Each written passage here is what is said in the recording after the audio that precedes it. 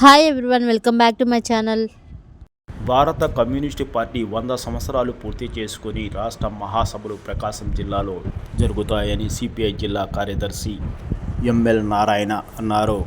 బుధవారం కనిగిరి సిపిఐ మండల మహాసభ సందర్భంగా ఆయన ముఖ్య అతిథిగా పాల్గొని మాట్లాడుతూ సిపిఐ పార్టీ ఏర్పడి 100 సంవత్సరాలు పూర్తి కావస్తున్నందున ఆగస్టులో ప్రకాశం జిల్లాలో నిర్వహించడం జరుగుతుందని ఆయన అన్నారు. ఈ మహాసభలు విజయవంతానికి ప్రతి ఒక్కరూ కృషి చేయాలని ఆయన కోరారు. సిపిఐ పార్టీ దేశవ్యాప్తంగా ప్రజా ఉద్యమాలు నిర్వహించిందని ఎంఎల్ నారాయణ తెలిపారు. ప్రజా సమస్యల పరిష్కారం కోసం సిపిఐ ఎల్లప్పుడూ పోరాటాలు నిర్వహిస్తుందని ఆయన అన్నారు.